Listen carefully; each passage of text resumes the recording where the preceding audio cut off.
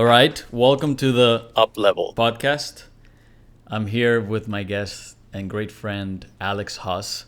The reason why I wanted to bring Alex to the podcast or to the studio is because he recently went through an experience that very few people get to live, and I think everybody that goes through it and survives it comes out with very good insights about life and perspective that regular people wouldn't have. So I want to see how can I extract the most wisdom out of Alex. Alex is a guy that is inclined to entrepreneurship. He has a corporate job, and I think he has hacked that job because the guy literally doesn't work and makes a ton of money. Basically means that he's just so good at it that he can just do it in very little time. And he's also an entrepreneur. He's dabbling in many projects, and we'll figure out why. Well, Alex, thank you for coming. Thank you for having me, brother. Yeah. Appreciate it. So what happened to you? Tell me about the experience you had that shifted your life in a different direction. You had cancer. How did that go? How did you find out? What was it? Yeah. So we're coming up on almost a year. So Wow. since we found this, but it was about the beginning of June timeframe last year, 2024. I was traveling for work. That corporate job that I've got, hacked. I was in Charlotte, North Carolina, and I was, I travel quite a bit, and I was kind of my mindset was each year our fiscal year starts in June. So each year I'm like, all right, this is my game plan. This is what I'm going to do. This is what I'm going to be focused on. And so I had a game plan. I knew what I was going to do. I knew how the next 6 months of my life, what I thought the next 6 months of my life were going to be like. And so I started traveling, and I was working, and I was actually in Charlotte. And we're gonna have a very candid conversation, right? So every man touches his balls, right? It happens. And I was actually using the bathroom, and I felt a spot on my left testicle, and it just felt weird. And I was like, that hasn't been there for the last 38 years. Like I should probably get that checked out. So I'd gotten a vasectomy right after I got divorced. That was a pretty smart thing to do. I've got 2 kids, love them to death, but I don't want any more, right? So had that done. And I'd had some pain from that back a year and a half or so ago. So I'd got an ultrasound then. So I went to my urologist, said something to him about it, and he was like, let's go get an ultrasound. So between the 8 months of having my first ultrasound to this time, I'd had a mass that had grown on my left testicle. So we looked at it. He comes into the office, and I think it would be pretty interesting to be a urologist and be able to have these conversations with people. But he walks in, and you're talking about a guy who had a whole plan on what the next 6 months of his life was going to look like. And a doctor walks in and goes, well, I got some good news and some bad news. And after him telling me that he didn't think it was anything and not to worry about it. So I got some good news and I got some bad news. The good news is we can remove it and you'll probably live. The bad news is we can let it stay in there and it'll probably kill you. So what do you want to do? Wow. So that was a moment in time that I didn't really know how to process that or what to do. So immediately your gut reaction is, okay, let's get rid of it. Like this thing's trying to kill me. Let's get it out of my body. Right. And so we scheduled that. Within 2 weeks from the time that we did the ultrasound to the time that I had the surgery, it was removed. And for those of you that don't know anything about testicular cancer or cancer, happy to share as much of this as I can, and hopefully on this platform with anybody else. But they don't biopsy a testicular tumor. They remove the whole tumor. And that's it. That's it. So the reason for that is all of everything kind of drains into the abdomen. So if they were to go in and do any sort of scope or biopsy or whatever of that to check it, there's a chance of it, releasing into the abdomen and then spreading throughout the body. So they keep it contained and they remove the whole testicle. So anyway, that's what they did. We thought that was it. It's gone. Also, having a vasectomy was not a very invasive procedure. It was kind of in and out. I thought this was going to be very similar to that. It was not. It was more similar to, and for those ladies out there, we'll probably push back on this, but it's a lot closer to having a C-section. They go through the lower abdominal wall and remove everything, stitch you back up. So I've got about a probably 3 to 4 inch scar where they remove that from me. So that's something that I see every day too, right? Like I've got that. And I got my port scar that we can get to and talk about, but.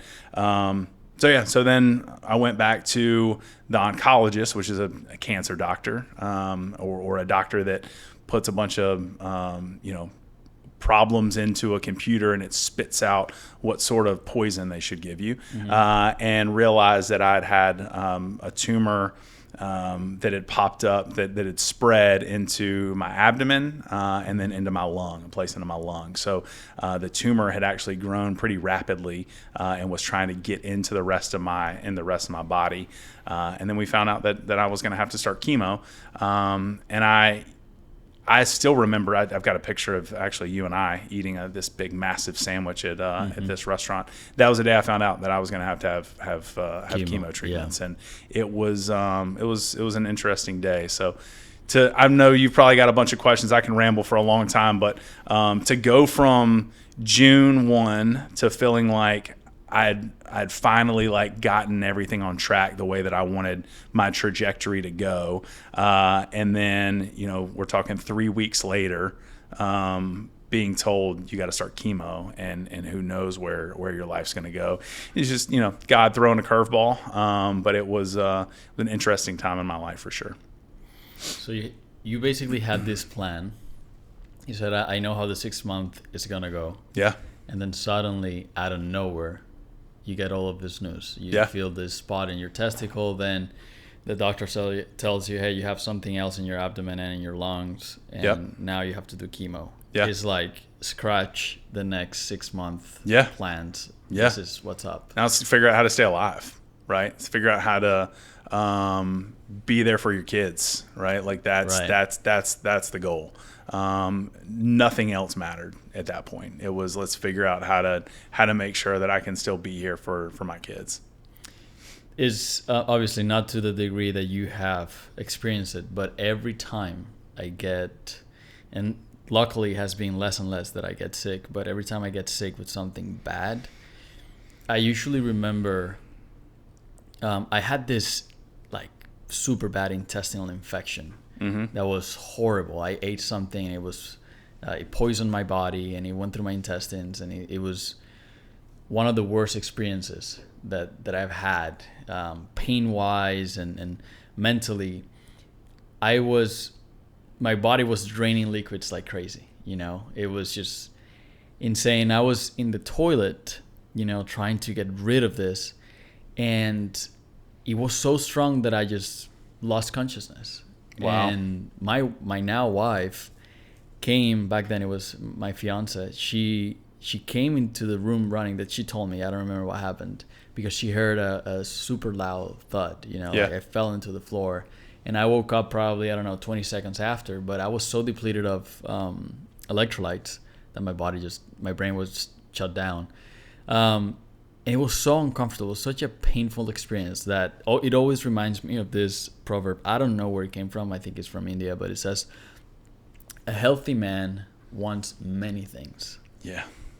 A sick man wants only one. Yep.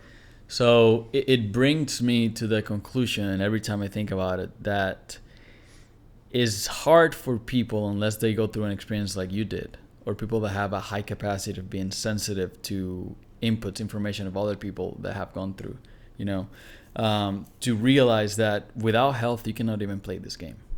Like literally, if the vessel that is keeping you in this planet is not functioning well, you're not feeling well with it. Correct. Everything else is just... It's all secondary. Yeah. This is the foundation. You don't have that, everything else plummets. So it is interesting for me to think, this 6 month work plan now is literally survival and my kids. So the priority is literally shift, and it's funny to me. Have you heard the story of the dog in the deck? No. So there's this guy, he just moved to this new neighborhood, and there's this dog that is constantly, barking and crying and making all these noises, and dog won't stop. It just doesn't stop. It continues, and he's like, but what is going on? Does he has an owner? What is going on? So he decides to go out and see what's wrong with the dog. So he goes out, he walks over to the porch of the neighbor. He didn't care. He just went in. He was like, I'm done with this. Cannot sleep.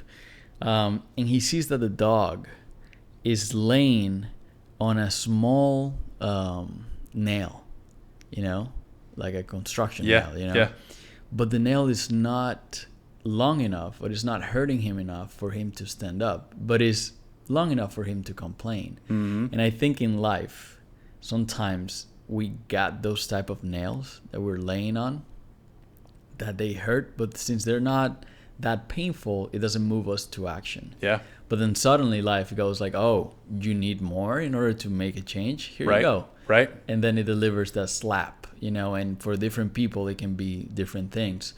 So I'm curious to know, after you had that experience with cancer, in my opinion, I am not a doctor, and this is not medical advice, but cancer is usually a lifestyle illness. 100%.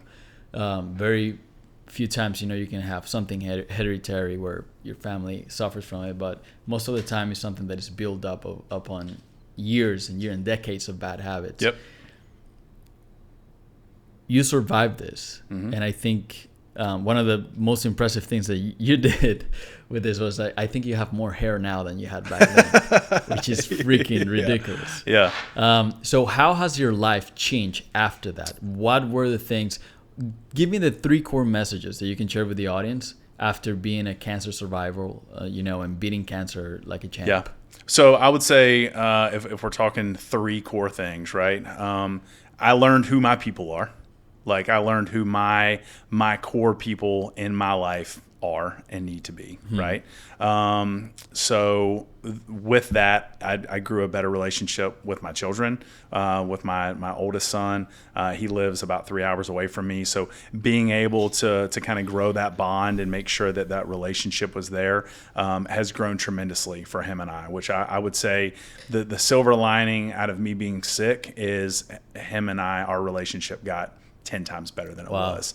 What do you think that was? I think it scared him, right? I think it showed him that I am not just a number in a phone, or a debit card, right? That he realized that I'm a person and his father, and like that he wants to be around me and in my life. Which we're in each other's lives a tremendous amount, and try to be as much as I possibly can. He's a teenager, right? Like, he has other things that are more important. So it's games, it's his friends, it's his dirt bikes, it's going to the pool, it's whatever those things are. And I think this gave him the realization that this is my dad, and he is maybe not going to be around, and I need to focus on this and show up for him. So that was huge for me and for him. And then seeing, I moved to Nashville almost 11 years ago now, and when I got divorced, my whole relationship and friendships and work relationships were all built around that part of my life. So when I got divorced almost 4 years ago, those were the relationships that I had. I didn't have ones that were just uniquely my own. So when I got divorced, I was adamant that I was going to create relationships and friendships that were long lasting, that had value. I brought value to their lives. They brought value to my life. And it wasn't just a bunch of acquaintances. So in this, when I got sick, the people that I knew were going to show up in my life showed up in my life. Ones that I thought were going to show up didn't. Really? And the relationship and the bonds that I grew with these people has become so strong that it just showed me the value of relationships that you build and the friendships that I have. Excuse me. We had a benefit that I had some friends that put on for me that was phenomenal. And we had, probably close to 80 people that showed up for this thing. Wow. We raised several $1,000s to help helped me pay for my medical expenses, which was fantastic. I wasn't expecting that to happen. People donated, thousands and thousands of dollars worth of items that were their own or from their company or whatever for this benefit. Mm-hmm. So just people showing up and realizing your core people. So that would probably be one for me is realizing who those core people are and not worrying about the other relationships that don't really matter, right? The people that you want in your life, great. The people that don't need to be there, then they can just go somewhere else. So number one lesson, relationships. 100%. Realizing who really is in your life because they love you and not your circumstances. Correct. Mm-hmm. Then from there, I would probably say learning what really matters. We get caught up in the day-to-day rat race and stress out about stuff that's just stupid shit. It doesn't matter at the end of the day. I'll talk to, I cover 5 states and I've got about 38 locations that I kind of help manage in a certain portfolio. And so I talk to reps and operators and general managers and people constantly on the phone. And the stuff that people stress out about is so minuscule in the grand scheme of things. Mm-hmm. And when your option is, okay, well, I might die and never see my kids again, or I'm going to stress out about like somebody's shirt color showed up and it was wrong. Those are two completely different things. Like I've managed and dealt with this adversity. This adversity doesn't hold a candle to that, right? It's nothing. And now I can operate in that space so much more efficiently where I can pick up the phone and I can navigate through that. I can have that challenging conversation because to me, it is not nearly as important as this ever was and will never be this important. So it helps me to navigate through the things that really matter and not get bogged down by those things. And the other thing to me is having a focus for your life, right? Like realizing who I want to be for me, right? Being a little bit more selfish in the way that I live my life and the way that I manage my business, personally and professionally, I think has been key to my success in the last 6 months since I stopped chemo, to grow where I want to go and keep moving towards what my goals are, and being a little bit more selfish on the way that I handle my day to day. If there's something that doesn't feel right or I don't want to do it, I don't do it. If there is something that feels good and it makes sense to me and that's the route that I want to go, I used to ask people for their opinion or their advice or what they would do in this situation, right? Seeking approval for everything. And now I still value people's opinions, but at the end of the day, I'm going to do what I feel is the best for me and for my family and for my future. And so that's the way that I live my life every day. Seeking feedback and seeking validation is two completely different things. Yeah. Okay. So seeking feedback is literally saying, hey, you have some experience on this. You might have an interesting perspective on this. What do you think about what I'm trying to do? Yeah. Now, seeking validation is, would you still accept me if I did this? Which comes from a place of insecurity. Something that I want to talk about, your 3 main lessons. Number 1, relationships, how important they are when they are the ones that you need to have in your life. Number 2 is not stressing out about the small things.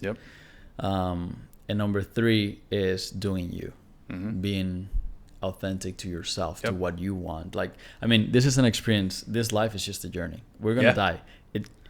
We're all going to die. Do you remember when you were a little boy, like 12, 13? Oh, yeah. Sometimes is for me mind-blowing to know how fast time goes by. And it's scary. Yeah. It's scary. Yeah. It's crazy. It's funny that you say that because I was in Knoxville this past weekend. I went to go see my son. And I was coming back through this intersection and it was the same route that I used to take to work when I was 16 years old. Wow. And I'm 39 now. So I'm looking at that time span, right? So 23 years since I was at that intersection. And I still vividly remember being at that intersection and thinking like, man, I can't wait for this day to be over. And now it's 23 years later and you're like, shit, where did it go? Where did it go? I want it back. Like, where did it go? Yep. So. I want to say something about the second thing that you said, which is not stressing about the small things. And this is something important, especially for entrepreneurs to understand, and whoever is listening to this. So there was a book that I read about, I don't even remember what the book was, but it was about psychology.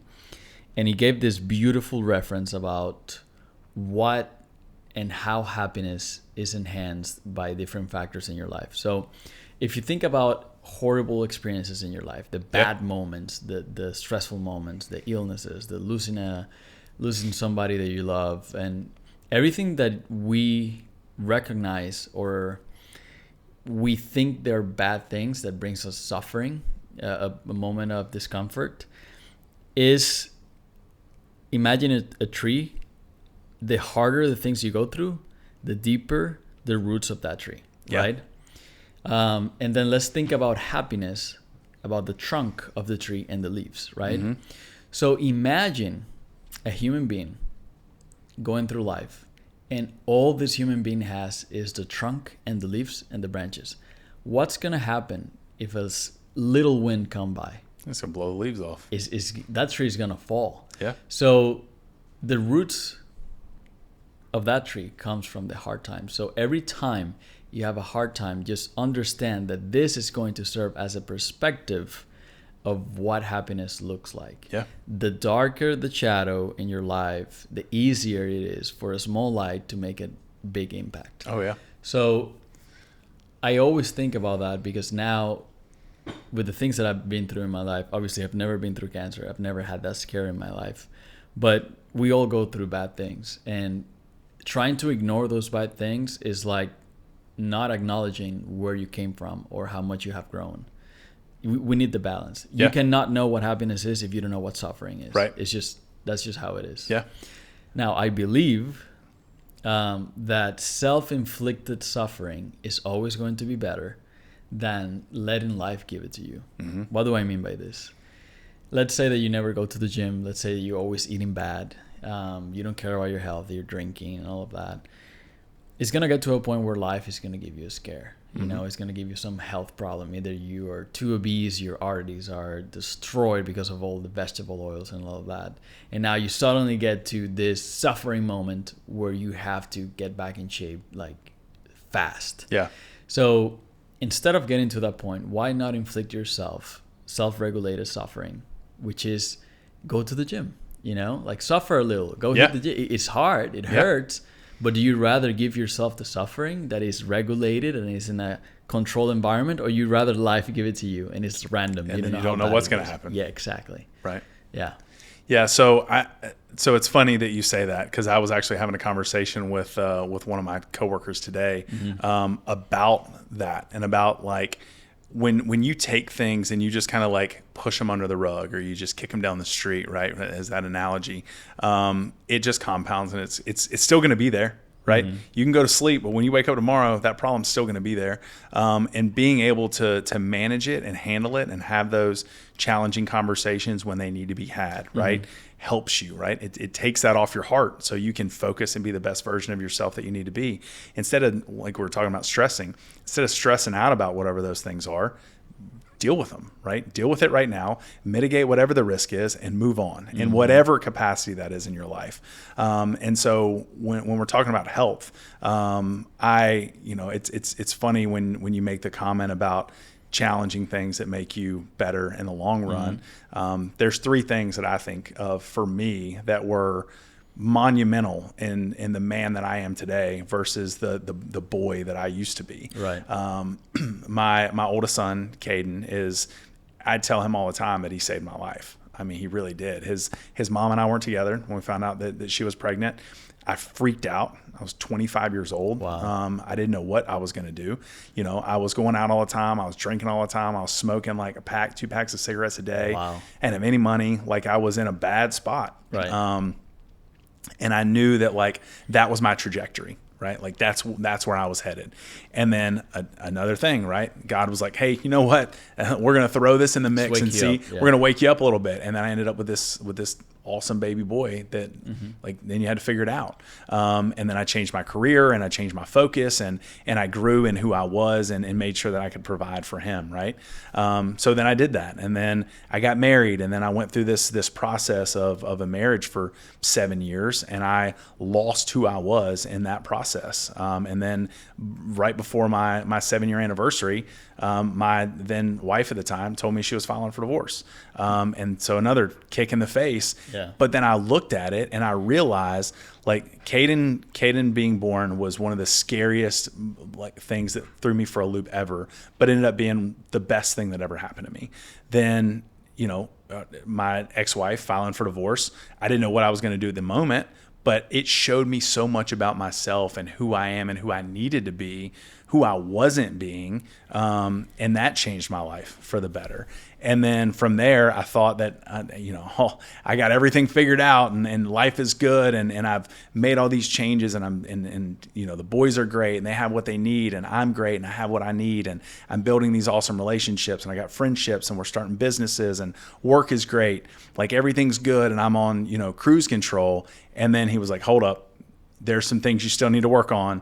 You need to work on your humbleness. You need to work on your focus. You need to work on, being present in the moment and enjoying where you are right now, instead of everything that you do is 10 years from now. You're always thinking about the future and what's next and what else can I have, and all these things. And so he did it again, right? And I had cancer. And so getting through those processes, those three things were such scary times in my life, but they have created the best version of me in the long run. Oh, yeah. And I think by taking those little moments, right, and making sure that you focus on those and you deal with whatever those are, whether it's a monumental little moment, the grand scheme of things, they're all little moments, right? Oh, yeah. And whatever life is going to throw at you.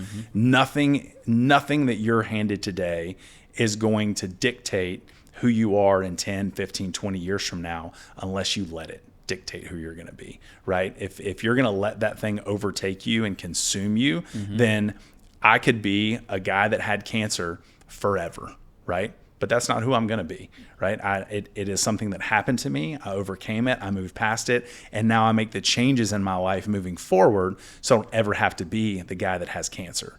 I don't ever have to be that person again. So managing those small things every day, and moving forward, I think is how you change the trajectory of what your life looks like. 100%. So talking about, you were 25, you needed some money to sustain this kid. You're gonna make. That's a factor of life. Yeah. A tool of life is money. Money is not good nor bad. It's just how you use it. Yeah. The same with a sword, same with a machete. You can cut a coconut, and open it and drink the water of the coconut. That's a great thing. Or you can kill somebody with it. Yeah. So you are in a position in your life right now where you're very comfortable. You do not have to worry about money anymore. Right. How do you think that 24-year-old Huss, Alex Huss, would have reacted to knowing where you are now? Like, what would you tell him in that moment when he was freaking out, drinking a lot, smoking a lot of cigarettes, not knowing what to do with his life? What would you tell him? Believe in you. Okay. You are the only person that can change your outcome. It's not anybody else's fault where you are. Nobody's coming to save you. Right? You can have great people that you surround yourself with, but it's up to you to put those people in your life, or to seek them out, or to build those relationships. But nobody's going to fix this for you. Nobody is going to throw you a lifeline or give you a handout. There might be somebody that's there along the way that can help you, but that person becomes a part of your life because of something else that you did for yourself. And I think that for a long time, I still remember my dad like giving me a hard time when I was a little kid, and me always throwing the blame on somebody else. I was the one that got in trouble at school. I was the one that got written up. I was the one that, did whatever it was, but I always wanted to be like, oh, well, it was because Johnny was doing it, or blame it on somebody else. when I started taking ownership of my life and where I wanted to be, that's when everything started to change for me.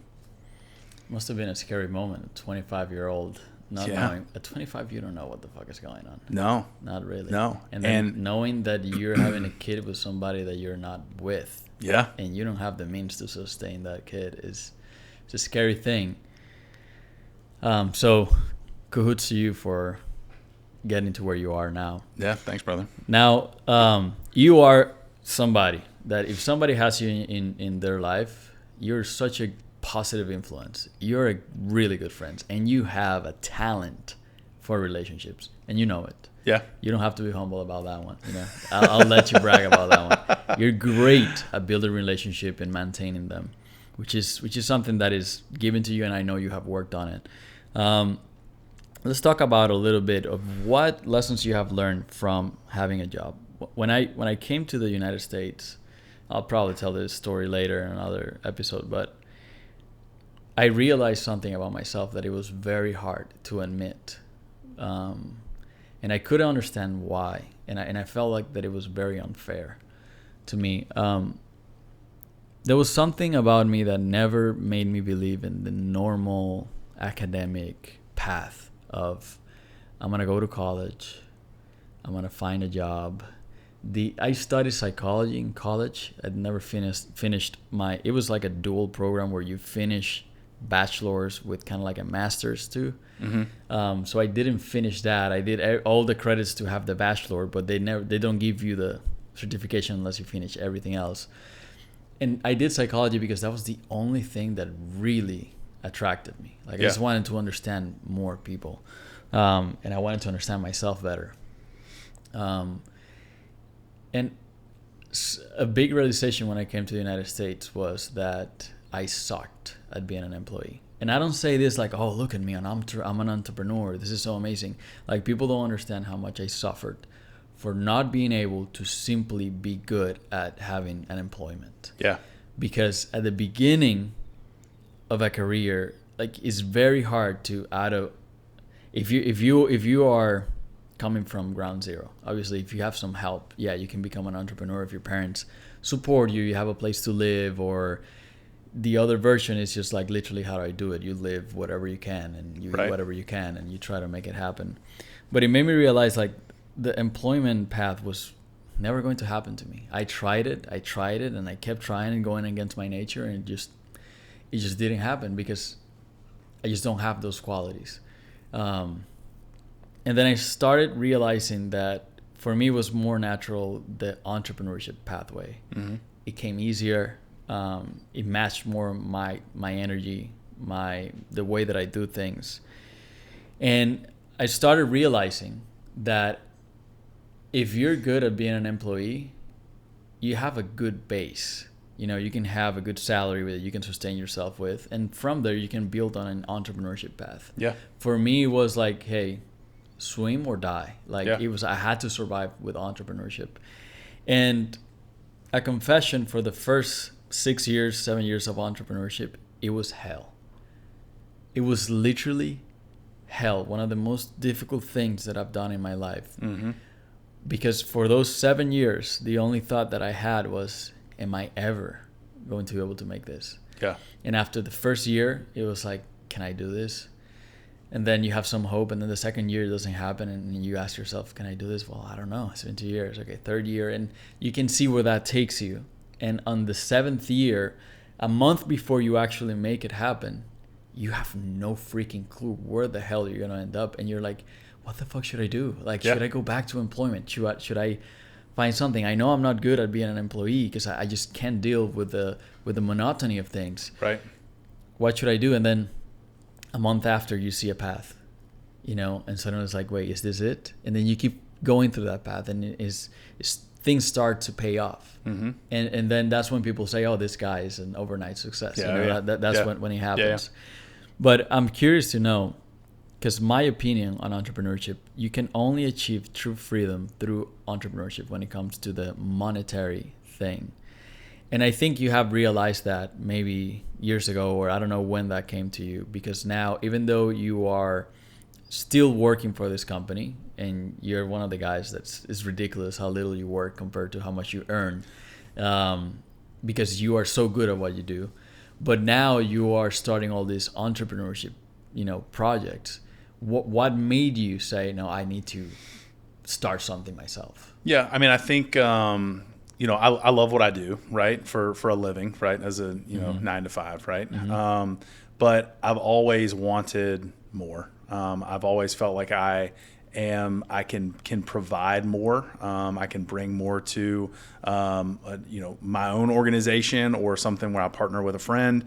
I've always thought that there's value there, and I've wanted that freedom. You talk about the freedom to, before I got here, I was in a suit. I had on a suit and tie, and you were also on a call. And I was on a call, and like I have the freedom and the ability to work that way, but I'm always kind of constrained to that, right? And I want to be able to live life by my rules, the way that I want to live life.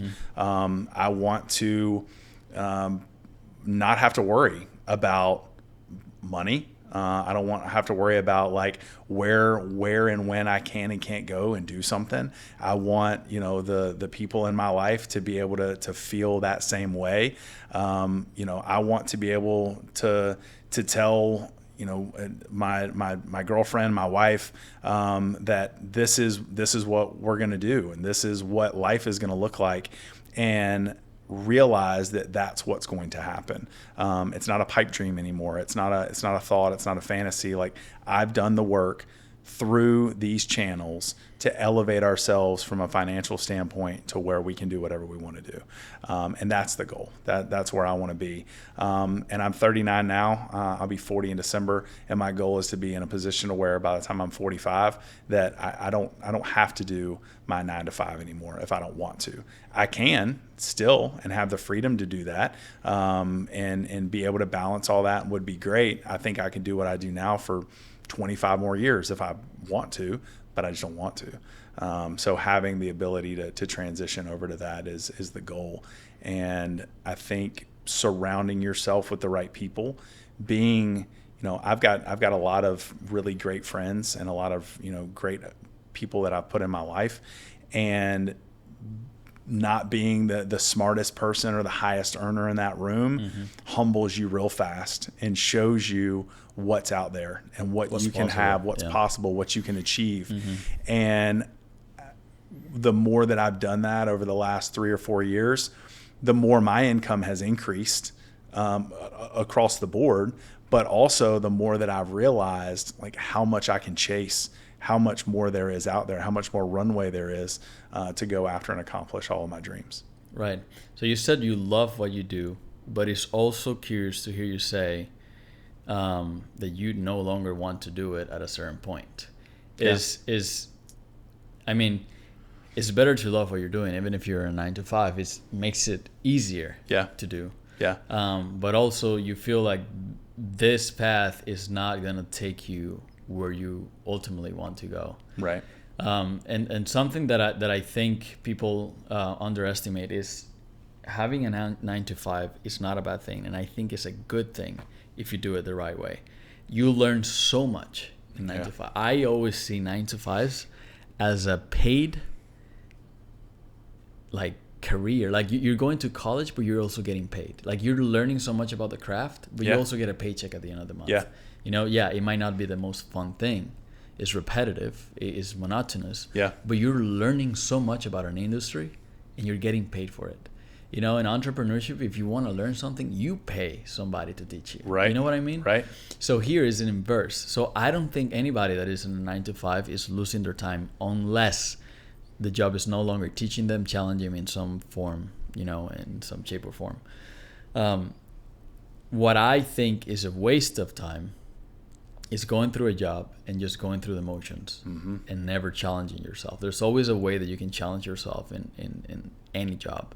And I think everything that you can learn 9 to 5 applies to entrepreneurship. Obviously, entrepreneurship is a complete different world where you literally have no support system. It's you versus you, and that is it. And I feel like entrepreneurship shows you your flaws. very fast, very fast. Something that I learned was that I am good at working in bursts. Okay. So I can have a week where I am unstoppable. And then I'll have a week where I need to just do whatever I want. Yeah. So within my entrepreneurship path, what I realized was there's a great book by Dan Sullivan that he said, the book is called Who Not How. Great if you're starting entrepreneurship. And another book of his is 10x is easier than 2x. Yeah. Amazing book. Back then I didn't know about the book, but unconsciously I surrounded myself, including my wife, which she's one of those, where her entrepreneurship skills are very complementary to my entrepreneurship skills, where she is like clockwork. She can work 10 hours a day nonstop for 7 days a week. I can work a week for 24 hours every single day and sleep only 2 hours if I have to, but then I need a break. Yeah. So I have very big bursts of energies where I can move the needle, but I will need somebody to keep that needle there. And I need to bring those people into my life. And I realized this because every project that I started on when I was an entrepreneur, starting entrepreneurship, they were good and I was great at it, but I couldn't sustain it. I needed somebody that will have that like clockwork consistency, that it was not just a massive burst of energy and then, retreat. Right. To keep the momentum going. And once I figured that out, it was pretty easy. Everything just seemed to work, And I feel like nothing will teach you more about your own weaknesses than entrepreneurship. There's nothing. Yeah. Because you have a position in your 9 to 5 and you're good at what you do. Yeah. But when you become an entrepreneur, you also become the financials guys of the company. You're also the marketing guy of the company. Now you're also the legal guy of the company, but you're also sales. And you also have to handle operations. Oh, and HR. So suddenly, imagine that now you've been forced in your job and they tell you, Alex, in order for you to keep your job, you will have to handle HR. You will have to handle finances. You will have to handle marketing. How will that make you feel? You'll be like, oh, yeah. Oh, It'll stress you out real quick. Yeah. Yeah. And at the beginning, you don't have the funds to pay anybody, right? Because you haven't made it. Let's continue on the path. I want this podcast to be something where people get insights about growing in life. I feel like the moment you stop growing, you're dying. Completely. Yep. You have made some radical changes in your health. Yeah. Like you were done with your treatment, and I feel like very little time passed when you committed yourself to doing a triathlon, like an Ironman. Yeah. Like, how do you go from having cancer and feeling weak because of chemotherapy and immediately saying, oh, I'm going to do an Ironman? Like, what were your thoughts about that? So I think I've always been somebody that likes to challenge myself, right? Yeah. And whether it be let's create a challenge or let's just put ourselves in a really strange situation and try to figure out how to get out of it. It's maybe a little self-sabotage in my world. But yeah, so I had a really good friend of mine that asked me. I was 2 weeks into chemo. He was like, "Hey man, you want to do an Ironman?" I was on my second round of chemo, and I was like, "Yeah, absolutely. Let's do it." And so I knew for me, if I had an investment in it and I had some money in it, then I would do it. So that following week, I bought a bike. Road bikes are crazy expensive. I was not aware of that, and mountain bikes are as well, as you've informed me of. So I bought a bike, and then I was definitely going to do it. And then started telling everybody I'm doing this thing. And at this point, I couldn't even walk from like my bedroom to my living room without getting out of breath. Wow. And now I was going to swim, 1.2 miles. I was going to do a 56-mile bike and then run 13.1 miles. So we did a half Ironman in Chattanooga. And I decided I wanted to do it. I wanted to show myself that I could do it. I wanted to show my kids that I could do it. Because I think that a lot of us, we do things for ourselves, right? But as a father, I do things because I want my kids to have a better life than I had. I want my kids to know that they can do anything that they want to do. And I think by my kids seeing what I went through, than what I put myself through, what I accomplished, all while still managing their lives and my lives and taking care of them and providing for them and overcoming all of these extra obstacles that I added on, shows them they can do anything that they want to do. And I think that's kind of where that came from. The reason why I wanted to do that, I needed something to jumpstart me getting back into shape. And then most recently, I had a same friend that I started doing the Ironman with, went on a carnivore diet. And I know you and I have talked about fasting for a long time, and the benefits of fasting, the benefits of getting your body into ketosis, seeing what the benefits of that look like. And it's always been something. I love food. I've loved food my whole life. I love and not even loving food. And it's crazy when you start telling people these changes that you make, how much you realize that everybody plans their life around food. Oh yeah. Right. It's all right. What are we going to do for breakfast? I've been at places where I've been having breakfast and you're talking about what you're going to do for lunch and what you're going to do for dinner while you're eating food. Yeah. And so the thought of making such what I thought was a drastic change was always a little scary to me. But I started carnivore. It'll be 30 days tomorrow. How many pounds have you lost? So I've lost 15 pounds in 30 days. I've lost almost 4 inches around my waist. I eat probably more than I've really ever eaten. I've been counting macros. I weighed almost 300 pounds, probably 6 years ago, something like that. Let's put all of this into context so people understand. Yeah. You were overweight. Correct. You have been overweight for most of your adult life. Right. And suddenly you have this encounter that made you reconsider your health habits. Correct. Was cancer, obviously. Yeah. And what I want to bring out of this is that people sometimes think that they need to ease into things. Yeah. But that's not true. No. Because you need to ease into things when in your mind you haven't made a decision to completely change your life. Yep. But once you have made that decision that, oh, this is over. Yeah. Then a complete radical change does not scares you. Nope. Because it's either that or going back to where you were and you remember where you were, how dark that was. Yeah. Like, I don't want that. I don't care how difficult this is. I'm just going to do it. So you did not go into, oh, I'm just going to limit sugar. I'm just going to limit desserts. I'm just going to limit, bread. You went into carnivore diet, one of the most restrictive diets out there. Yeah. And you're doing it. And you've been in it for 30 days. Yep. And you have lost 15 pounds. And I can assure you that most of that was fat. Yep.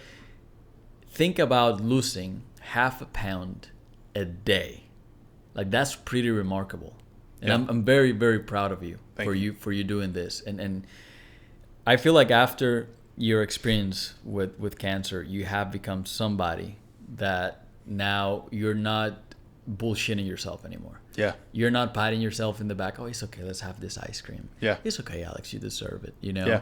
And it's funny to see when you invited me over to your house to have boiled steak, which so bad. I don't recommend anybody I've gotten to eat so good. boiled steak. Not then. I've gotten so good at cooking a steak in a skillet, so it's we'll have to obviously redo after it. I visited, you got yeah, good. Yeah. It couldn't be before, right? Right. You have to have those challenging moments for you to move forward. Right. It has to happen. I'm not a chef, so I'm okay not having them. Yeah. So, and we were talking about, and I asked you, have you noticed how humans use food to dampen anxiety? Like, oh, I'm just bored. Let me go to the fridge and grab a couple of grapes. Yes. Let me go to the fridge and grab this cookie, like whatever it is. And it's crazy how you don't notice that until you're in such a restrictive diet, like carnivore. You're like, oh, wait, I cannot have this. I cannot have this. If I want to eat something, I have to either boil eggs, cook meat. And then you realize, wow, how much food was a part of your life just to relieve anxiety. Yeah. And people don't realize this. And my anxiety was through the roof a month ago. Like through the roof. I also like eliminated a lot of social media, which was huge for me. Amazing. But doing this, and even you bringing that up just now, like I have so much more time to focus on the things that I should be focusing on with even just the way that I eat, right? Like I eat to satiate myself and then move on to whatever else it is that I need to do. I know I'm going to eat twice a day, maybe eat 3 times a day if something's crazy. And I eat and then I move on. I eat to fuel my body. I know what I need at this point after 30 days, and I do it and I focus on what I need to focus on. Like today, I had to go to the office for something. We had a client come in for a visit. I was there early. I got a bunch of calls done. We hosted this client they were there 2.5 hours, went through the whole process. I didn't eat. We had like all of this, it was like Olive Garden or something that we brought in. I didn't eat any of it. I didn't even think about it. I didn't want any of it because I knew that I'm going to eat later today after I'm done here. I'm going to go have a big, massive ribeye and eat something that I want to eat, and that's going to be my day. And it's made life easier to manage as well. Yeah, no, it is incredible the change, and I can see it in your face. It's just you're different. Like you have slimmed so much. Obviously, this is a path that I encourage everybody that not to do it just for 30 months. Like, make it a lifestyle, you know, to just be healthy. That's the difference that perspective can make, because now you have the perspective of what it is to be healthy and you're feeling good. You don't want to sacrifice that for Olive Garden. Right. You see it and you're like, I know what will happen if I eat this. Yeah. I don't want this. I want to stay in this place, which is fantastic. Yep. I was thinking this month has been one of the hardest months in the recent years for me. Financially, I lost $41,000 Wow. in 1 month because of projects, not wise decisions. And something that Steve Jobs said, and this is a very famous speech that he gave, and I read this in a book too. He said, you can only connect dots looking backwards. And now it has hit me, because looking back when I came to the United States, my yearly salary was $18,000. Wow. That was what I made a year. Yeah.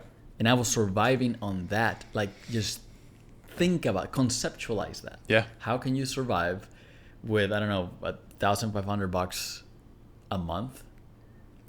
Car, rent, insurance, food, miscellaneous, tire pops, this, that, whatever. Somehow I made it happen, but what surprises me is I have lost more money this month, double the money. I lost double the amount of money I made in 1 month back when I came to the United States. So just the concept of losing double the salary that I had when I came to the United States in 1 month. Yeah. And I'm still okay. I'm still doing good. I'm still way above what a person my age does financially. Yeah. It just blows my mind. I have that perspective now. But when it happened initially, I was devastated, man. Yeah. Like, that hurts, But after reading that book and remembering the speech that Steve Jobs gave, I feel okay. Yeah. I'm okay. It's part of the game. If you get into the game and you expect that you're never going to lose, then you're not in the right game. You just get out of here. Like, try something else. But that's just how it is. And now I don't feel bad about my loss. I feel good about how far I've come. Because you put yourself in the position to be able to lose $41,000. Correct. Yeah. So is the same spot where somebody like you will go forward in life and say, fuck, I've gained 1 pound this month. And then you look back, wait, I have to remember I lost 98. Yeah. You've come from 300 pounds. How much you weigh now? I'm right about 210. That's 90 pounds already. Yeah. That's a 14-year-old, right? Yeah. Yeah. You lost a 14-year-old worth of weight. Yeah. It's crazy. Yeah. How does it feel jumping and running? Oh, it feels great. I mean, it's changed every aspect of my life is better. We're not gonna get into this. Yeah, we won't get into that. But yeah, every aspect is better. I mean, you feel better overall. I show up more for my kids, for the people that are in my life. I have so much. I just time, right? I have so much more time. I used to take a nap just about every day. Wow. Like I would need like a 5 to 15 minute power nap, whether that's just like pulling over in the car or, kicking back in the office, whatever it was. I had to have something every day. I haven't had a nap in a month. So, yeah. I mean, now as soon as my head hits the pillow, I'm asleep. And then when I wake up the next morning, I'm ready to go. Yeah. Yeah. That's fantastic. I've always envied people that can nap. I can't. Yeah. Like, it's so hard for me to nap. Like, I try to fall asleep. Like, I'm just so tired. I just want to rest in the weekend or something. And I just can't. Like, if I fall asleep, I'll wake up in 5 minutes. It has never worked for me. Yeah. Never worked. I'm good with a quick 5 minute nap. Like, that's a little boost is what I needed. But now I feel great. Yeah. That's amazing. I want to touch on this last point. Relationships. Yeah. I attribute most of my success, my small success in comparison to other people, but my success, to having people skills. Yeah. Most of the success that I have today was because I was able to connect with the right people at the right time. Yep. And that sparked an idea. Obviously, there's other qualities that you need in order to make it happen. But I think that if somebody has not studied the book, how to win friends and influence people. Yeah. I think that person is doing such a great disservice to their life. Yep. I don't think anybody can be successful without having people skills to some degree. Yeah. Unless you're like a, AI genius or something. But no matter what you do, what industry you're on, the end consumer of what you do is a human. Yeah. And you will always have to deal with humans. Yep. Because of the people that I have met and established relationship with, my perspectives have opened.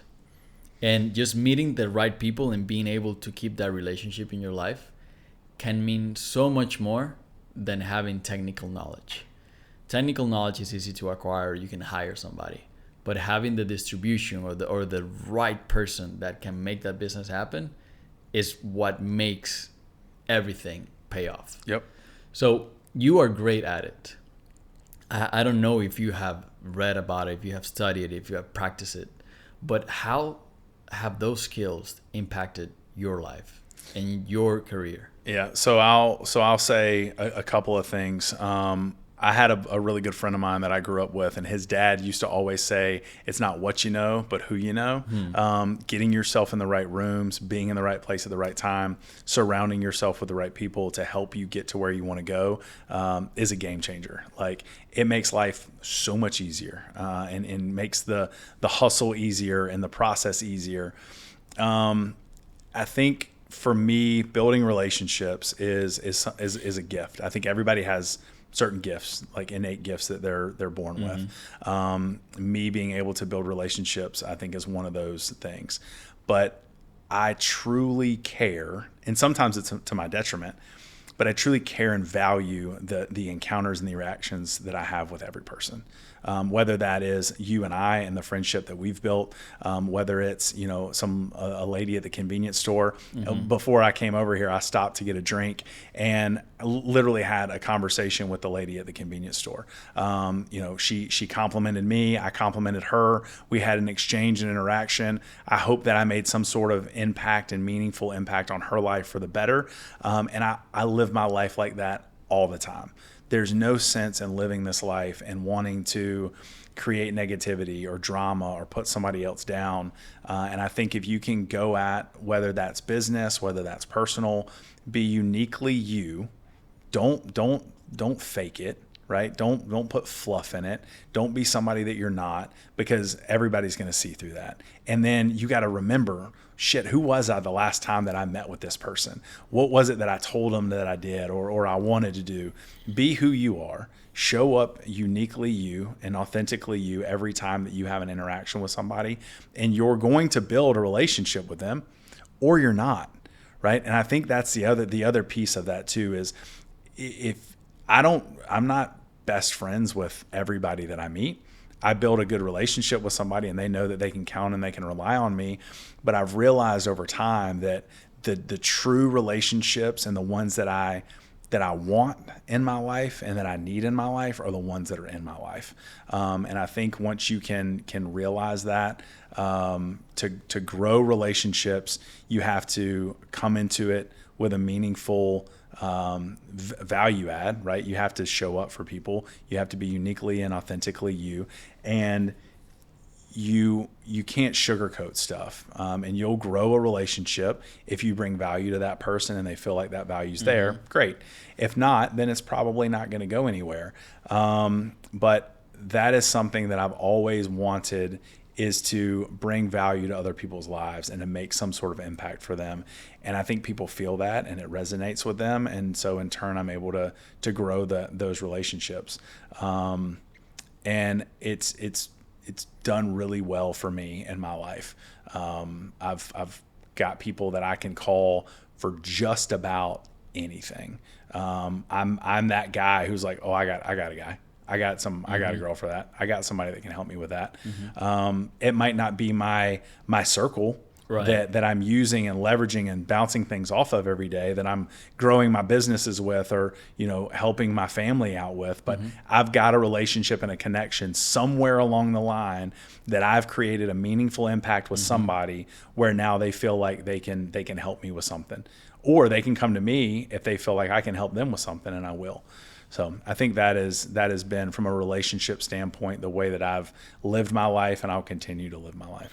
It's crazy to see how people can have talents for different things. And in your case, I think from day one, I've told you, you're just brilliant at relationships. Like you're just great at it. And you can tell that it's natural talent. Yeah. I'm not going to take away the fact that you have put effort into it, because I know you have worked in it. It's a refined talent. Yeah. There's a difference from raw talent and refined talent, which is raw talent. You see the potential, but you know that person hasn't worked on it. Yeah. But in your case, it's just finesse. So congratulations for that. And funny enough, I think one of my talents is adaptability when it comes to skills. I'm very good at building skills rapidly if I need to. And when I was in high school, believe it or not, I was the biggest nerd loser that you can imagine. If you can imagine that image, yeah, that was me. That was it. And then make it worse. That was me. I remember I got into high school in the Dominican Republic. High school and middle school and high school are joint. So you have recess when you're 12 years old with people that are 17. It's a wild west back there, if you know what I mean. So many things happen. But when I got to high school, I was so sheltered in the other school that I was. It was preschool until 6th grade, and then I went to high school at 7th grade, and I realized that this was a hunting ground. If you didn't have buddies or the right connections, you were going to get eaten up. Yep. And guess what? I got eaten up my first and second year of high school. Yeah. Completely. Like I was I was being messed with, I was being bullied. I knew martial arts since I was 6, and I was always a good fighter. It was never physical, but it was always, we don't want to hang out with you. We don't want you a part of this conversation. We're gonna make fun of you. And at that moment, I realized how important it is to have social skills and people skills. Yeah. For me, it didn't come naturally. I was not natural at this. I was so bad at it. Yeah. I was so awkward. I didn't know what to say. I made people feel bad because I was too straight with them. It was horrible. So a shift came in my life when my stepdad came into my life, and he showed me what books were. I had no idea that from a book you can acquire skills that other people gather throughout their whole life. Right. And for me, that was like, what? So I can become good at anything. I just have to read a bunch of it and practice it and put it into action. So I started reading psychology books, social intelligence book, emotional intelligence book, and I started learning how to connect with people. Yeah. And I learned how to shift my behavior to make that person in front of me feel good and feel like, hey, I'm just here because I want to hang out genuinely with you. I don't want to hurt you or be awkward or whatever. And it was like a complete shift in my life. And now people tell me, Manuel, you're just so good at social interactions. You were born with that. And I was like, yeah, I wish. I wouldn't have to go through a lot of things. Yeah. So I think anybody that has a lacking area in their life, there's so much knowledge out there. If success was a matter of how much knowledge you have, I bet you that most of the world will be multimillionaires and super successful. It's not just knowledge, it's having the capacity to implement that knowledge and make it so it's readily available the moment you actually need it. Yeah. What's the point of knowing about a subject that the moment that you have to come and talk about it, you can't remember anything? So the skills is not working. So it's about acquiring knowledge that is everywhere and actually implementing it so it becomes a part of you. Mm-hmm. So now I don't think about social skills, about something that I have to remember. When people say this, I do this. I just do it automatically because it became me. It's the same with diets. It's the same with entrepreneurship. It's the same with everything that you do in your life, but at the beginning it freaking sucks and it's hard. I don't like desserts. I don't eat sweets. Why? Because since I was a kid, my mom taught me, hey, this is bad. Yeah. This is bad. And I grew up knowing this is bad. So I won't, if I see a cake here, I won't even react. I'll be like, it doesn't do anything for me. Yeah. But now I have internalized, it's part of who I am. Mm-hmm. And I feel like the same is happening to you when you saw that Olive Garden in front of you. Yeah. You were not moved. You were like, I don't care. Yeah. This is who you are becoming. And that's the beautiful thing about doing hard things for long enough that it no longer is a skill that you have to force.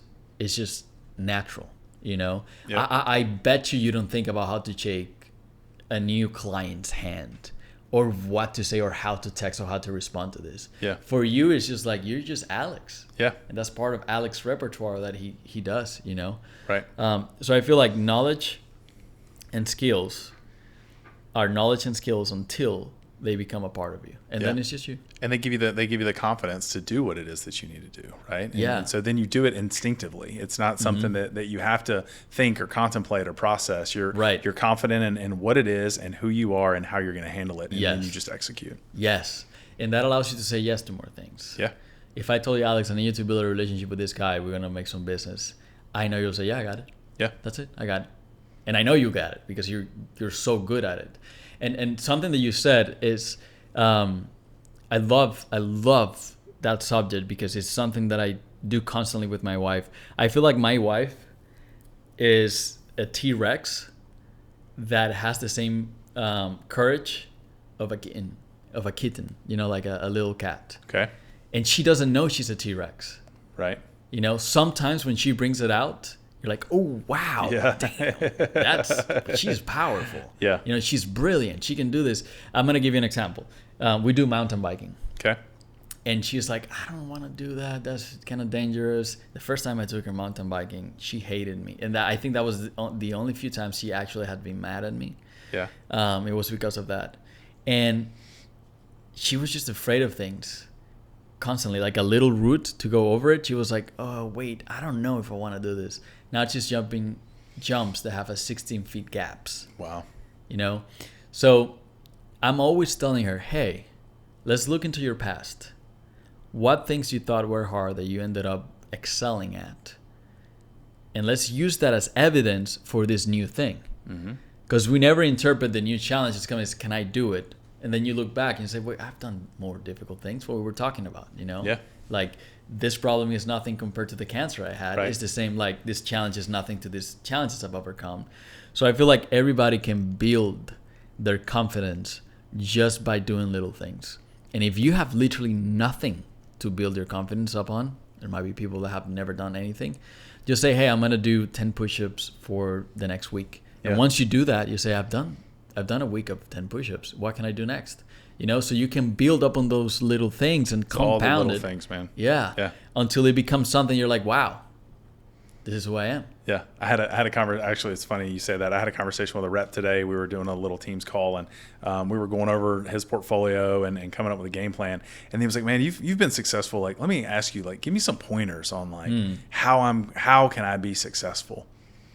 I said, "Just you do the work, man. Yeah. You get out of the car, you show up, you meet new people, you ask for the business, and then you ask them if they know anybody else that could do business with you too."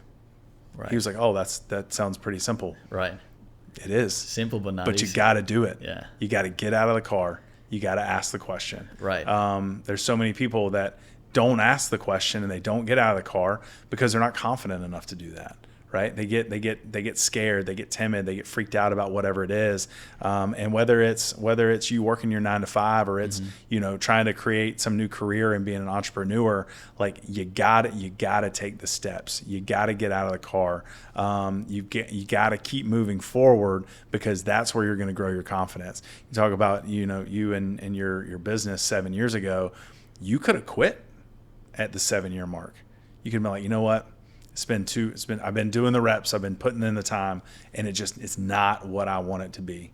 But if you hadn't have held on to where you were able to see that path to get you to where you are today, you never would have created a successful business. Correct. You never would have put yourself in a position to where you could have lost 40 grand in a month, right? Like if you hadn't have done those little things, you never would have gotten there. And now you've created these milestones for you where now you can lose 40 grand in a month, right? That's going to be a step. That's going to be a little over time. That's going to become a little step. Looking back 10 years from now, you're going to go, man, remember when I used to lose 40 grand a month? Man, that's crazy.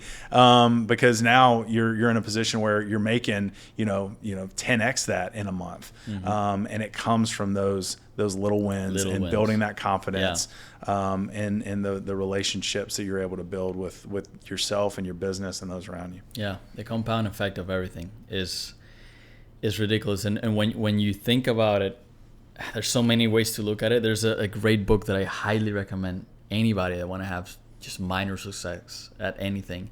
It's called Atomic Habits. Yes. It's literally amazing. It's incredible. Incredible book, and it deserves all the attention it has because it's so good. Yep.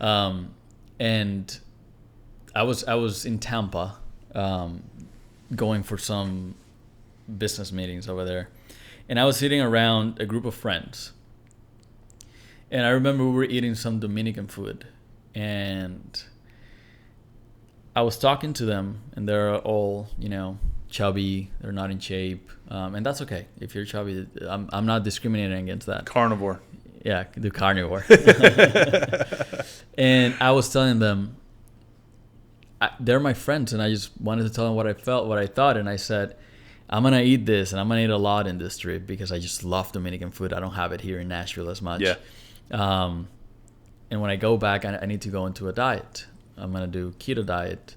And they all started like, Manuel, what are you talking about? Your six-pack is showing. We just saw it. You're in great shape. You're looking great. What are you talking about? And in that moment, it hit me. The life that they live is based on their standards. Yeah. They have different standards than I do. Mm-hmm. For me, the red light and the sirens goes on, like they turn on when I start losing definition on my bottoms six-packs. Right. When I see that those six-packs are not as defined, my sirens go off. My red light turns on. For them is when their pants no longer fit them. Yeah. So the results you have in your life are completely based on your standards. Yep. And your standards come from your identity. And your identity comes from what do you think the most about. And your thoughts are based on what little actions you take every single day that together form your identity. Yep. So if you read every day, you can easily say, I'm a reader. If you go to the gym 5 times a week, you can easily say, hey, I'm somebody that cares about my fitness. But in psychology, which is cool, and this is a hack, you have 2 ways of doing this. It's a circle, okay? It's like a snake biting his own tail. Okay. You can create an identity for yourself, and constantly tell yourself that, and because you have internalized that identity so much, the small actions will come after that. Or you can start with the actions and the identity will form later. Yeah.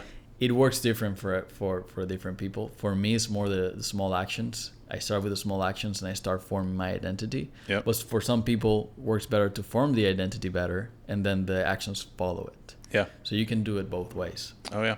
And I think one of the things when you make that comment, like our life is what we make it, right? And the mindset that we're going to have. And you've done some work with a good friend of ours, Melissa, and she does, one of the things that she talks about that she started doing with herself was all of these like positive affirmations that she gives herself all the time. Like, money is going to come in abundance. I am going to be positive. I am going to be this. I'm going to be successful. And she has just like put that aura around herself. And that's the way that she lives her life. Negativity doesn't come in. She feels like there's something that's negative that's coming in. She cuts it out and moves on. And I think that's how you create that identity. You build whatever it is, the life and the balance that you want to have, and you focus on it and you push towards that. And having those standards for yourself is huge. If you don't have standards for the way you're going to live your life, like what the hell are you even doing? Yeah. Right. Yeah. And you've got to learn what those are, and you got to stick with them, because whether it's you learning from yourself, or if it's those that are around you that you want to grow and get better, learning from you, it all starts with the way that you handle your business and the way that you do life. Yeah. So you got to have those standards for sure. Yeah. Yeah. On the entrepreneurship note of things, I don't think people sometimes understand that the personality of somebody when it comes to business can completely shift. And if you know somebody and you think, oh, he's a good friend, or I know this guy, he's a great guy, he's not gonna, do me bad in business. Yeah. This is just an advice that I have for everybody.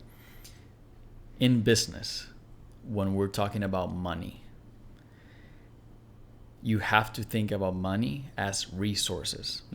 Okay, and I'm gonna give a metaphor or an imagery so people understand. Let's say that you're living in the cave times, right? And you and your buddy go out to hunt, and you kill, a bull, whatever, and you bring that bull back to where your two caves are. You live with your family in one cave, and they live in another cave. If the deal that you guys had was that since you're the one that knows how to hunt, you're going to take more of the bull because you taught your buddy how to hunt. Yep. But he helped you a little bit, so you're going to take most of the bull. The real nature of people comes when you're cutting that bull. The moment you're cutting that bull. Why? Because he's no longer thinking, oh, this is my body. He's thinking, wait, this is the food that I'm going to survive for the next week and my family is going to eat from. So the real nature of somebody comes out at the moment of that cutting that bull, of the profits came in, let's divide. And this happened to me with a guy that we were doing parties. He got the venue. I got everybody in that club. It was like 130 people. I got those people in there. I got the alcohol and I got the staff. The only thing that he brought was the venue, which I could have done at any other venue. I just wanted to do it with him to be fun. Yeah. So when the night was over, we were in the car in the Dominican Republic in the colonial zone, and we were counting up the money, and he had the balls to tell me, yeah, I'm so glad we're doing this half and half. I was like, wait a second, that's not what we talked about. Yeah. I'm going to pay you for the venue, and I'm going to give you some part of the profits, but that's not what we talked about. I brought in the alcohol, I brought in the people, I brought in the staff. Like, it's not fair that you just brought a place because you knew a guy that you can rent it from. And the guy went ballistics. He went crazy. And this has happened over and over in my life to a point where now I've learned the lesson. Yeah. The nature of people will show up in those moments. Mm-hmm. And you don't have to wait until you make business with them to realize this. Right. There are ways that there are little things that will tell you, and then you will feel it kind of like in your gut. Yeah. And most of the time that I have lost, I'll say 100% of the time that I have lost money because of wrong partnerships has been because I have ignored that intuition, that gut feeling that says, don't do business with this guy. Yep. You have experienced like, Oh yeah, I've experienced that too. Yeah. I mean, I lost, we lost close to $100,000 on a deal that we were working on with, we had people that we thought that were great that we wanted to work with in my investment group. And we wanted to do this deal. Like we all were pretty excited about it.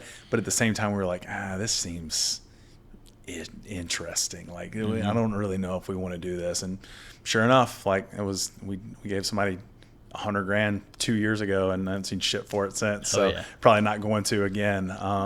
And people will tell you who they are. Right. And the other thing too is, again, like you can't get caught up in the past. You can't, you can't keep looking in the rearview mirror. You got to focus on learn from the mistake, learn from the challenge that happened, and push forward. And in turn, this little blimp on the radar will be something that you're going to move past and be better for down the road. But yeah, you gotta know how to keep moving forward and to push forward on anything in life.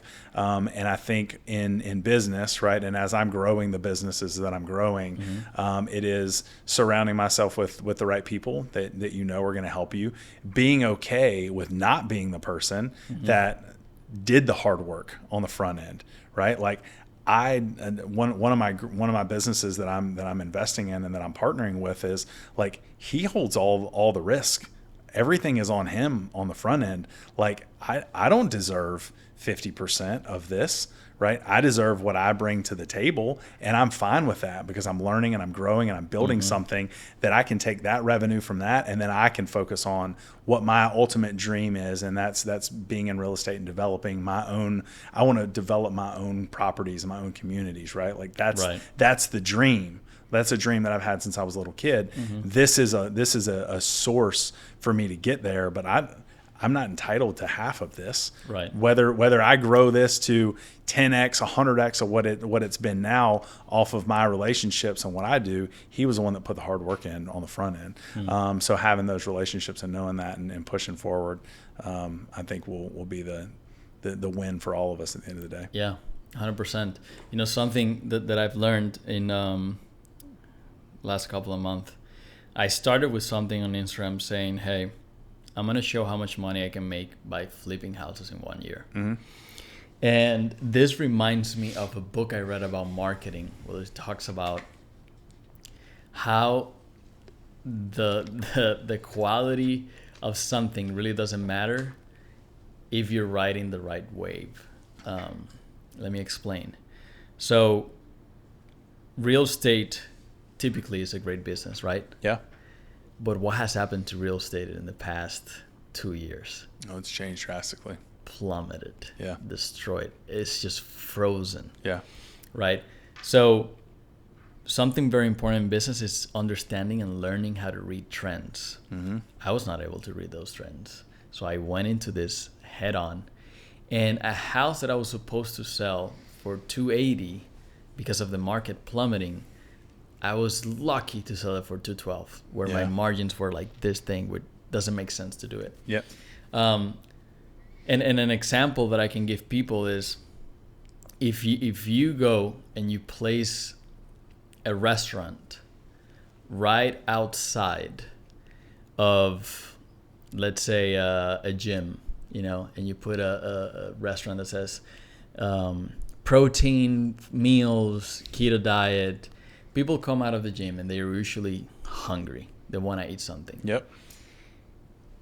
Now let's put another restaurant that is outside of all-inclusive hotel, right in front of the all-inclusive hotel.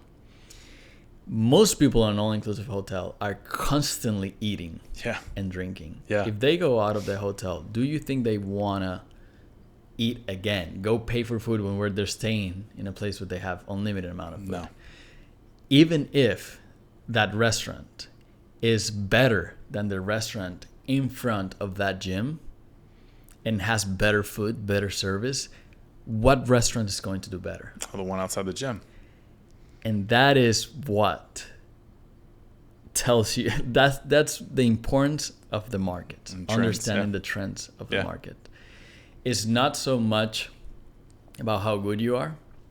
You also have to understand where the wind's blowing. Yeah. You can stay in the same industry, but go with the wind. This is the time to buy rentals. Yeah. If you have the cash for it. Right. If you can pay cash, or you can have some sort of financing, because you can ask for whatever when it comes to purchasing. So it's the same thing with anything that you want to do. You have to study the market. Yep. You cannot just go like, oh, let's do this thing. If you were to start like, oh, I'm gonna start a new newspaper, print a newspaper. Like, it does not matter how good you are. Newspapers are dying. Like, who buys newspaper? I don't even see newspaper anymore. Right.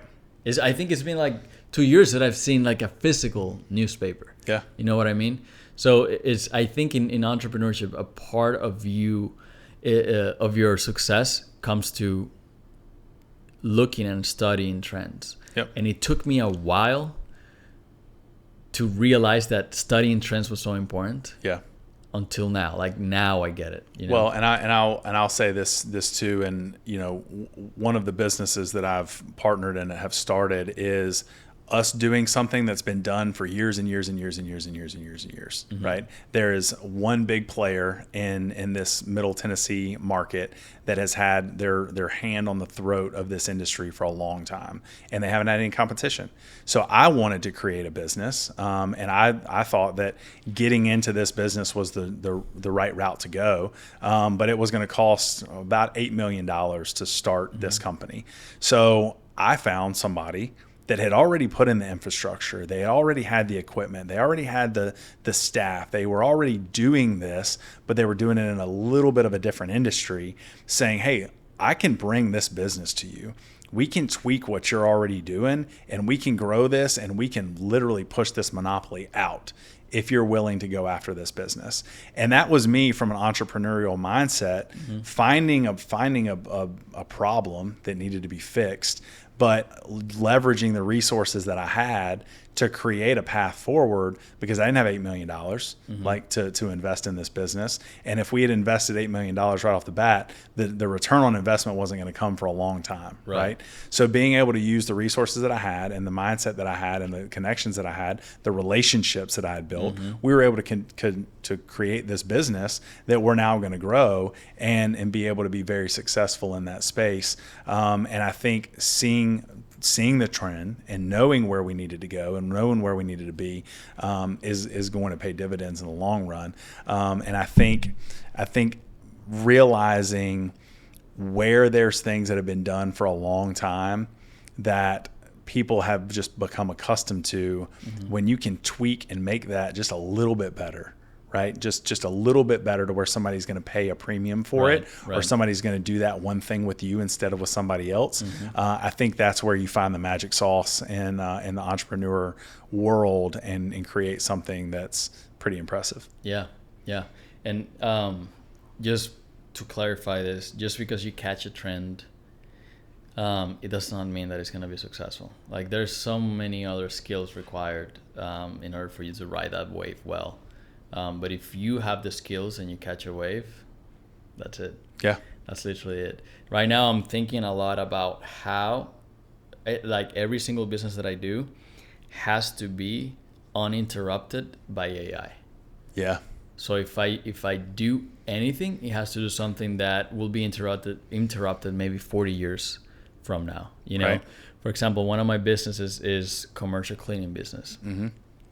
It is very hard for AI to do that. There's no way to do that. Even if the robots become so, specialized and they can clean, we haven't reached a point of general intelligence yet for automated robots. So in order for AI and robots and robotics to interrupt and disrupt the commercial cleaning business, is going to take a long time. So I'm putting some of my eggs in that basket because I know it's not going to be interrupted. Right. So one of the things that I thought about, I had some friends that they were telling me, like 6 years ago, hey, I'm learning how to code. And in my mind, I was like, why? Literally in less than a decade, all of those jobs are going to be gone. Yeah. Because AI codes better than anybody now. Obviously, some people have to still supervise that. But now you can have one supervisor for 10 AI coders. So you don't need 10 coders anymore. Right. You just need 10 AIs and one supervisor making sure they code as well. Yeah. So why would you jump on a wagon that you know is going to end up on a cliff? So it is my philosophy now is, what is not going to be interrupted by AI? Yeah. And what needs AI is going to create. You remember when COVID happened, when everybody was, saying, oh, retail space is done for, nobody's going to go to malls, nobody is going to go to the movies. And to be fair with you, it took a while for it to recover, but go to any mall right now. Oh, it's yeah. Full of people. Like the parking spots. I went to the mall the other day and I was like, what is going on here? Yeah. There's no parking spots. Like I had to park so far away and walk. Yep. Everybody's out there. So I think it does not matter how much you try to disrupt something. The only one thing that you will never be able to disrupt is human nature. Mm-hmm. So even though you're going to have AI companions, virtual, girlfriends, which is happening. It's just crazy to me. Yeah. Robots that can be companions, in so many ways. I feel like at the end of the day, humans are going to crave for human connection. Yep. And there's always going to be a pendulum swing where we start, like when COVID happened, everything was virtual. Amazon was killing it. Yeah. And then suddenly the pendulum swung back and people went back to their nature. So I feel like you can push human nature a certain way, but it always come back to that shape and form. You know what I mean? Yeah, I think we watch these things, and you've had all of this change in the world over the last 20 years, right? Smartphones and fast food, and Chipotle, and these cars that drive themselves, and all of this stuff. And now you've got this new generation that is like they all want to be the rebel and they want to be different. And they're like, well, how am I going to be different from a smartphone and from Chipotle and from, these self-driving cars? Mm-hmm. I'm going to have a flip phone. I'm going to eat food that's good for me, that's not full of shit, right? And I'm going to drive a car that runs off of gas, that's not electric, right?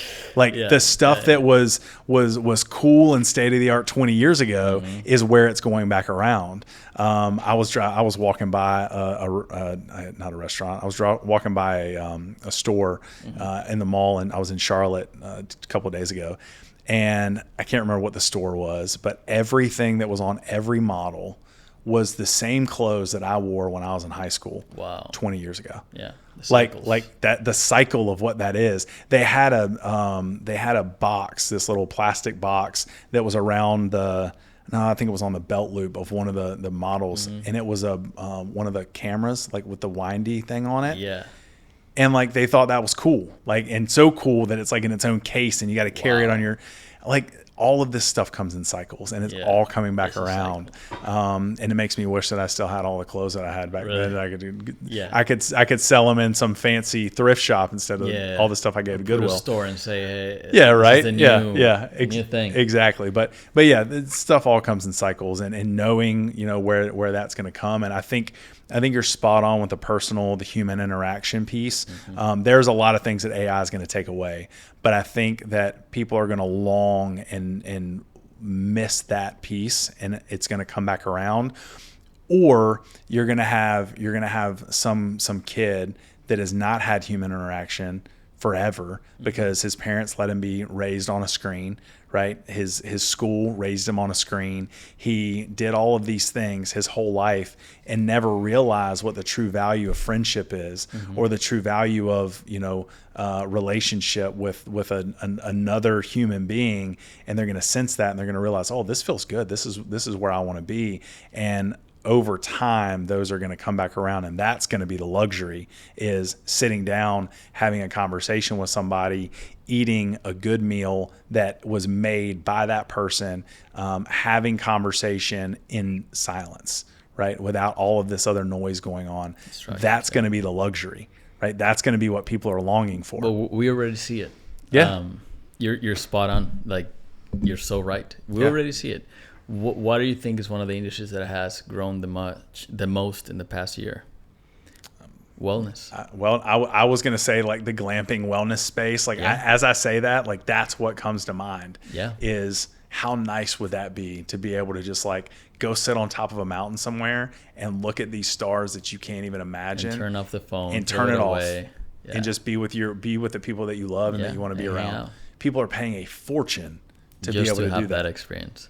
So at the end of the day, it doesn't matter what happens. There's always ways to be creative and create wealth, because humans have this need of variety. Yeah.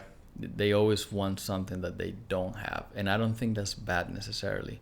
But if you live in the city, sometimes you want to go to the woods, and see the forest. Mm-hmm. Or even if you don't like the forest, you want to go see another city. That's why people travel. That's why travel is so big. Yeah. So if people never longed for variety, I think there will be very few businesses out there. Mm-hmm. So you can always capitalize on that. However, I think things will always be the same when it comes to psychology. Like, there's a French saying that the more things change, the more they stay the same. But they're always changing within the same cycle that we just spoke about. I think there's some keys to success that will never change. Yeah. Although those things are broken. What is a restaurant that you go in and they literally just scream at you and they like motherfuck you, like, oh, that like Dick's Last Resort or whatever. Yeah. So that thing, people pay a premium for their shitty food just to be screamed at because it's different from the norm. Yeah. Can you believe that? So think about the concept of, hey, would you like, if I told you, let's say I'm young, I'm 20 years old and I want to take this girl out, and I say, hey, would you want to go to a restaurant where the service is horrible, they're going to be yelling at us, they're going to be insulting us, and the food is pretty mediocre, or you want to go to this luxury sushi place? Where do you want to go? What do you think she's going to say? Maybe the sushi place. But if I say it in a different way, hey, you want to go to Dick's, or whatever the name of the place is, you say, oh, that's so fun. Yeah. It's because of the framing that it has. They haven't sold it as, hey, we're going to insult you, the food is not good. They made it as a, hey, come experience something different. Right. Yeah. So at the end of the day, it's limited the things that you can do, and you can go literally completely against what people want. Yeah. And people will go for it. Yep. What better example than that brand of water called Liquid Death? Oh, Liquid Death. Yeah. Think about that. What is healthier than water? Very few things. Without water, there's no life. Literally. Yeah. And this guy said, what if I made water sound bad? What if I made water sound like something that is going to harm you? Mm-hmm. And the guy is killing it. Oh, yeah. They're selling so much just because people sometimes want that. I was, you know who Mr. Beast is? Yeah. So in an interview, they asked him, hey, why don't you make your food? Because he now has a chain of ghost restaurants where they serve the burgers and all of that. So brilliant idea where he doesn't own the restaurant. He just rents the kitchen and the cooks, and he sends the ingredients and they cook it for him, and you can just order it online. So you can order, Mr. Beast burger, whatever, but you cannot go to a physical location. I think there's one physical location or a couple, and he blew up the whole mall when he opened it. But he was asked, why don't you make your food that you're starting to sell healthy? And he said, I thought about this. I thought about making it healthy, and me and my team talked about, but when we did our research, people don't want that. Right. They just want it to taste good. Yeah. So at the end of the day, you see that the self-harming habit of humans, as long as they receive pleasure, they really don't care much about the consequences. And they get it now. And they get it now. That immediate thing. Yep. That difficulty and such a challenging thing for humans to delay gratification. Yeah. And I think the more you delay gratification, the longer you're able to work without receiving any type of reward. That same way, your success growth. The more you can delay that gratification, the more exponential is your results at the end of it. Yeah. The least you can tolerate delayed gratification, that's how little your success is going to be. Like, you can literally tell how successful someone's going to be by how far away their goals are. Yeah. There's no telling what you can accomplish in 10 years, but you're pretty limited if you make goals for a week. Oh, I want to make $1,000 extra bucks this week. You're just limiting yourself. Yep. You can be literally a billionaire if you plan well your next 10 years. Mm-hmm. But it's hard for people. Yeah. They think they're going to die tomorrow. I think people overestimate how long, I think people underestimate how long they're going to live. Yeah. And they overestimate the amount of time they have to make something happen. I feel like what we talked about, those little compound things over a long period of time can have massive results in your life. The problem with it is that day one up until day, 700 and something, you probably will see nothing. Have you seen a graph of exponential growth? Oh, yeah. It's literally you don't see anything at all. And I lived this in my own life when I saw my friends. They were all getting good jobs. Mm-hmm. All of them were getting fantastic jobs. Yeah. And back then, in 2015, when I got into the United States, they were making $5,000 a month. I was making $1,500. Yeah. Barely living. And I saw them traveling, buying cool toys, having all these girls around them. It was just, for me, mind-blowing. I was like, how can you do that? And well, they had a degree. They came to study in the United States, so they were able to go to this corporate. So I was literally putting food on bags on the supermarket. That was my first job here. So for me, it didn't make sense. But now that the exponential growth kicked in, their line was very steep at the beginning because it was a linear growth. But now they ask me for what they should do or what should be their next move. But I promise you, I think is luck, and books help me a lot, but it is so devastating. It is so depressing those first years that you see nothing. Mm-hmm. Just nothing. You see no progress, and you go back some years and you're like, what happened? Yeah. But then, once that hits, that's it. Yep. Oh yeah. Yeah, I think it's pretty great. And I've talked about this, like, kind of this loop that I say that I've been in for a little while, but if you stop and you look at it, like, I am light years away from where I used to be, right, 3 years ago, and I think that if you can hold the line and realize and keep moving forward, that you'll find that exponential growth. Mm-hmm. and it is just on the other side. Mm-hmm. One of my favorite images that I've ever seen is the two guys that are mining gold, right? And that one guy stops like this far away from being on the other side of it. So he knew what he wanted. The other guy knew what he wanted, and he kept going, and ended up getting to where he needed to be. So yeah, is the concept, the the miner on top was the one that found the gold. Yeah. On the bottom, the guy was just like this close. Mm-hmm. And something that I like to tell myself is that top miner that found the gold, he was not there for the gold. He was there because he is a miner and he likes mining. Yeah. And if he finds gold, whatever. Yeah. But he just likes going out there and swinging that pick and swinging that pick.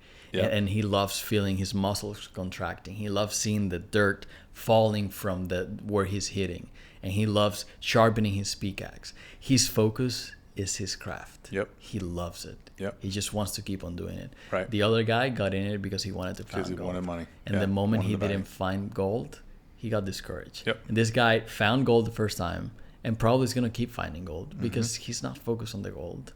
Yep. The gold comes as a side effect of how much he loves doing that thing. Yep. You know, so at the end of the day, I think finding what you're good at and what you enjoy, and I think you've done that.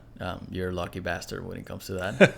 You found a job that rewards you for having the talent that you have in something that you enjoy. Yeah. I think that's key. And I think and to that point, and then we got to look at this. To that point, there's so many people, and I think that we get caught up in where our life should be, where we want our life to be, right?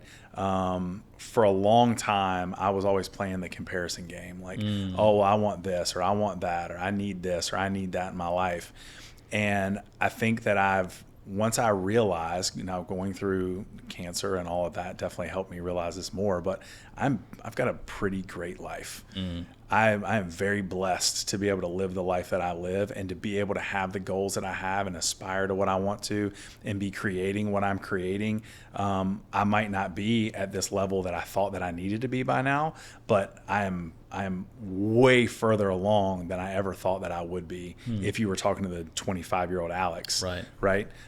So being happy and content, and not content, I won't say content, but being happy and enjoying the life that you have and being present in the life that you have now, and then continuing to go through those motions, doing the things that you enjoy while continuing to push yourself. That's how you get to where you want to be. I think people get so caught up in now with social media and comparisons and, oh, well, I should look like this person, or this person was an overnight success and they did this.